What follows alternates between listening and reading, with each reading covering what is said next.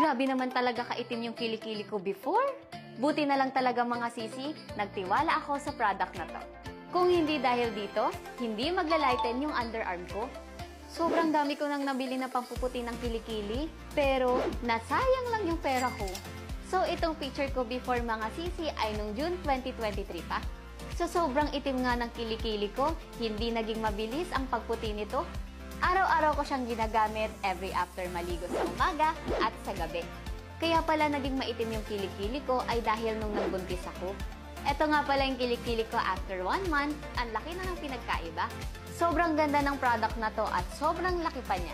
3 months pa nga bago ko naubos yung isang set. So ngayon mga sisi, eto na yung kilikili ko. Tignan nyo naman yung before and after. Masasabi ko talagang sobrang laki ng difference. Achieve ko na nga mag-sleeveless. Must try talaga to mga sisi.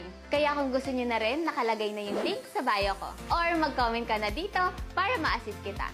By the way mga sisi ha, available tayo worldwide. Kaya kung nasa Saudi, Oman at Europe ka, masusubukan mo rin to kaya check out na!